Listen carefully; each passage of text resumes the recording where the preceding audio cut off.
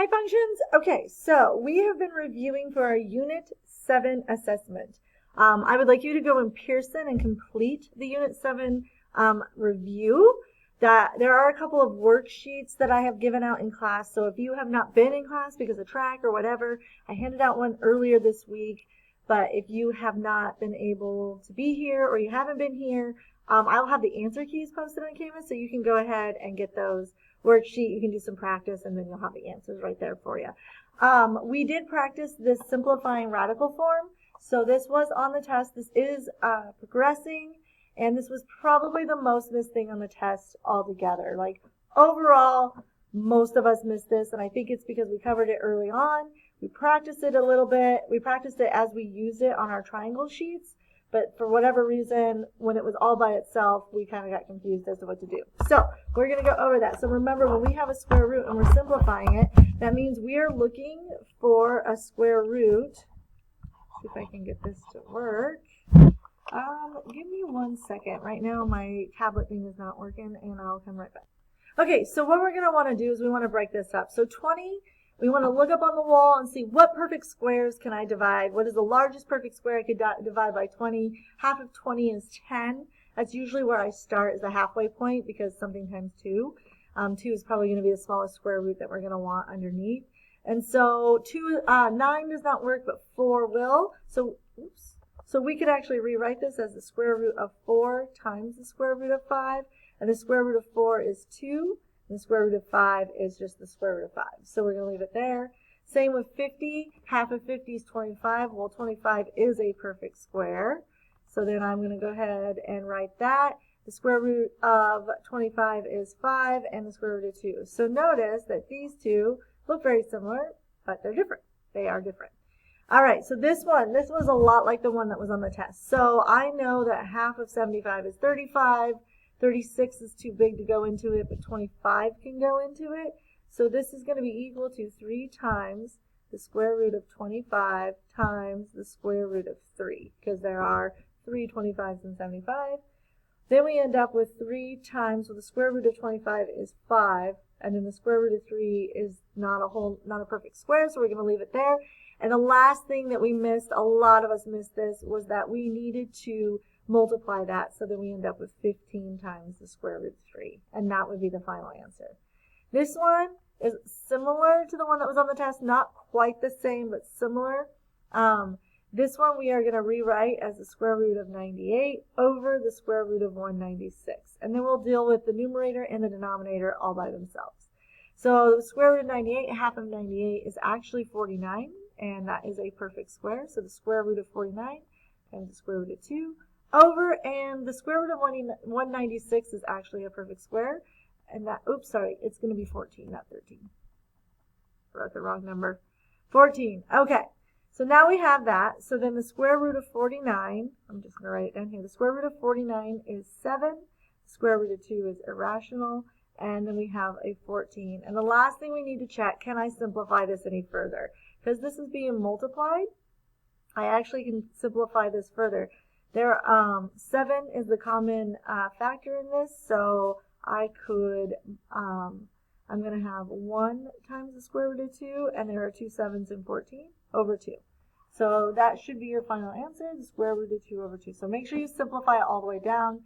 Check those fractions, just like the last test we took, where we had something like, I don't know, 210 pi over 180, and we needed to simplify that. And the square root doesn't have anything to do with it, but because this is multiplied, we can deal with the numbers.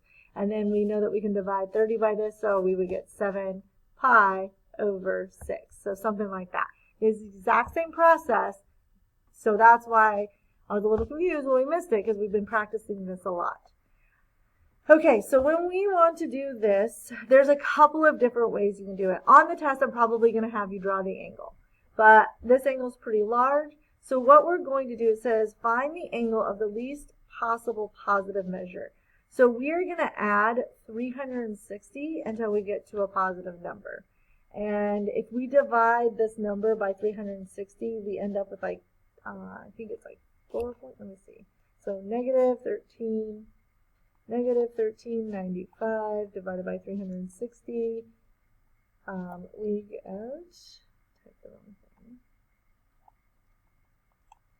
We get 3.87. So if we take negative 1395 and we add 4 times 360, because that, if I only add 3, I'm going to get a negative number, and I'm going to have to add one more to get that positive. If we type that in our calculator, so negative 1395 plus 4 times 360, I get 45 degrees.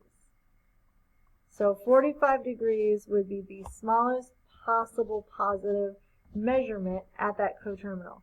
So if we were looking at this, and I was doing a negative 13, I would go around, maybe negative 360, around one more, negative 720, around one more, that'd be negative 1080, and then around, I'm going to get really, whoops, mix them together, about right here, be another 315, and then my terminal side would be right there. Notice that I have my arrow here and here, and then the difference between here and here, that angle would be 45 degrees. So notice if there are two angles, but they land on the same terminal side, meaning the same ray. To do this, theta acts just like x, so we are going to do 5 theta plus 4 plus theta minus 2 plus, this is a theta, minus, no, there's a plus 3 theta plus 7, and all of that's going to equal 180 degrees. So then we combine our like terms, so 5, 6 plus 3 is, we get 9 theta, and then we have 4 minus 2, which is 2, and 2 plus 7 is 9, so plus 9, all equals 180. Then we just isolate, subtract 9, and we get 9 theta is equal to 171, and then we divide both sides by 9, and we get 171 divided by 9.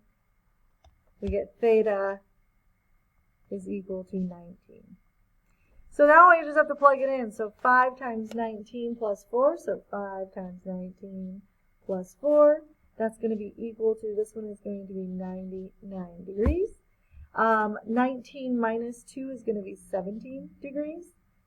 And 3 times 19 plus 7 is going to be 64 degrees. Notice that I have my degrees with everything. I have all of it. This is the same thing, except, so I knew it was 180 because this was a straight line, and if I add all of these angles up, they have to add up to 180. Same is true for here. If I add both of these angles up, they have to add up to 90 because this is a 90-degree angle. So then we're going to get 2x plus 46 plus 3x minus 6, and then we just combine our like terms. So 2x plus 3x is 5x. 46 minus 6 is 40. Oops, this equals 90. 40 equals 90. We're going to subtract 40 from both sides. I don't know why I put that. Subtract, not divide.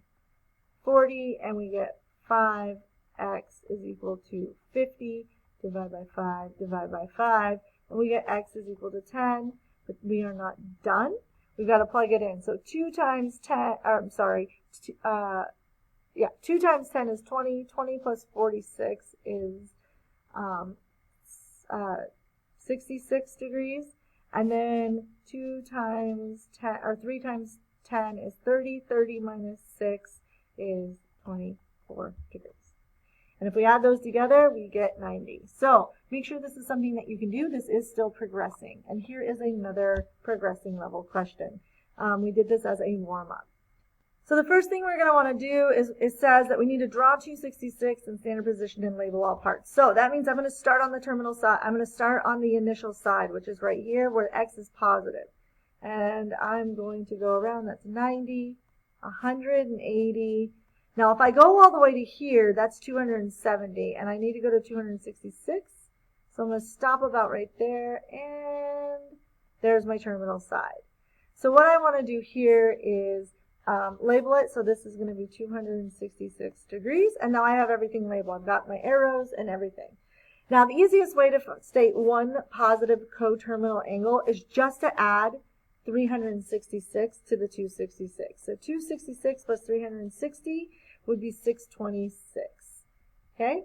And 626. So that means when I'm looking for that, that means if I were to draw an angle, I'd go all the way around, that'd be 360. Then I would go back around to here.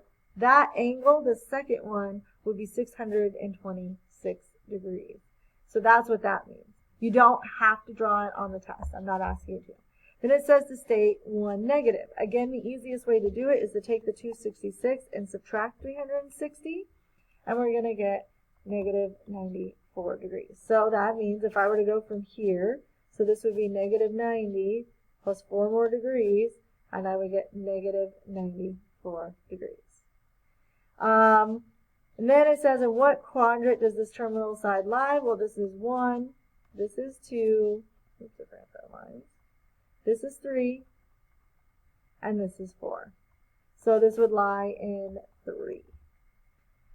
All right, last progressing question. So make sure you hit pause and do this before we get too far. So let me get my picture out of the way. All right, so a civil engineer must determine the length of a tree shown in the figure below. The given angle was measured with a clinometer. Find the length of the tree to the nearest whole number. So we have this right triangle. This tree is leaning, but the hypotenuse is actually the whole length of the tree. So we're not looking for this side because we're not looking for how high is the tree laying. We're looking for the length of the tree, the whole tree. So we have 70 degrees and we have the adjacent side to 70, and we're solving for what would be the hypotenuse. So if we are doing that, we are going to do, we have 70 degrees adjacent, that would be cosine, because cosine, remember, is adjacent over hypotenuse, and I know one of those. So the cosine of 70 degrees is going to be equal to the adjacent, 50, over the hypotenuse. Now I need to solve for that. I'm going to multiply by h on both sides, so then I get h times the cosine of 70 is equal to 50. But I'm solving for h, so I need to divide by cosine of 70. And I end up with, if I type that in, I get like 146.19. Now I need to, it says round to the nearest whole number. Not only that, my context cues in my problem says that it's a whole number. So the tree is 146 feet. Have to have my unit of measure. A lot of us missed it on the test because we didn't use our unit of measure. Is 146 feet in length. Okay, so go ahead and give me context as well. All right, so that is progressing pretty quick. Make sure you can do all those things. I will see you on Monday. The test is on Monday, so you track people, make sure you are ready. There is a practice review posted on Pearson as well.